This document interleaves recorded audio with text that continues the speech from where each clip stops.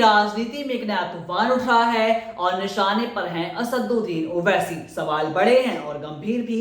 क्या समाजवादी पार्टी को सच में डर है कि ओवैसी उनके मुस्लिम वोट बैंक में से लगा सकते हैं? क्या बिहार में एआईएमआईएम की जीत का असर अब यूपी तक पहुंच चुका है, या फिर ये सब केवल आजम खान की दोबारा जेल यात्रा से जुड़ा हुआ एक बड़ा राजनीतिक नैरेटिव है? सपा समर्थक ओवैसी को बीजेपी की बी टीम कह रहे हैं और मांग कर रहे हैं कि 2027 में वो यूपी में चुनाव ना लड़ें तो ज्यादा बेहतर होगा। लेकिन आखिर ये बेचैनी किस बात की है? कौन सी चाल इस पर्दे के पीछे चली जा रही है? आइए आज की इस वीडियो में इस पूरे राजनीतिक गणित को समझा जाए। बने रहिए इस वीडियो में अंत तक। बिहार विधानसभा चुनाव के नतीजे आते ही समाजवादी पार्टी की चिंताएं बढ़ गई। सीमांचल की 5 सीटों पर एक बार फिर से एआईएमआईएम की मजबूती ने विपक्ष को चौंका दिया। चौंका क्या दिया, पूरी तरीके से हिला दिया। 2020 की तरह 2025 में भी ओवैसी की पार्टी ने 5 सीटें निकाली और 2 सीटों पर तो बहुत ही कम अंतर से हारी।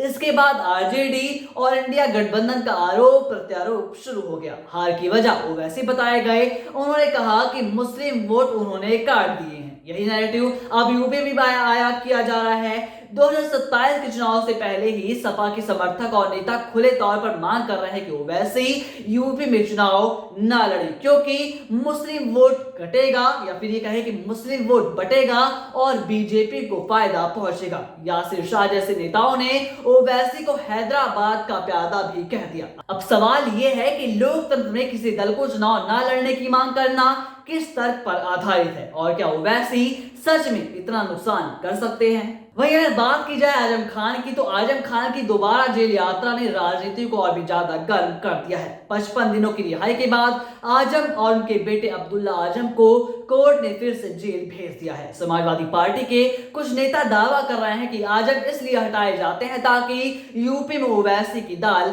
गल सके। ये बात तब और भी ज्यादा गंभीर लगती है जब यासिर शाह जैसे नेता ओवैसी पर तीखा हमला कर रहे हैं और ये कहते नजर आते हैं कि जब तक आजम खान राजनीति में है तब तक ओवैसी यूपी में कदम भी नहीं जमा सकते। वहीं सोशल मीडिया पर सपा समर्थक लिख रहे हैं कि ओवैसी जैसे मुस्लिम नेता हर ब्लॉक में मिल जाते हैं। सवाल यह है कि एक पार्टी जिसने बिहार में लगातार 5 सीटें जीती, क्या उसे सिर्फ इसलिए बी टीम कहा जाए क्योंकि वो इंडिया गठबंधन में शामिल नहीं हुई? और अगर ओवैसी ने खुद प्रस्ताव रखा था कि एआईएमआईएम को गठबंधन में शामिल किया जाए तो फिर उसे उस वक्त ठुकराया क्यों गया? वहीं गौर करने वाली बात यह भी है कि यूपी की राजनीति का सबसे बड़ा प्रश्न यही है कि क्या 2027 में ओवैसी सपा के लिए वास्तविक खतरा बन सकते हैं?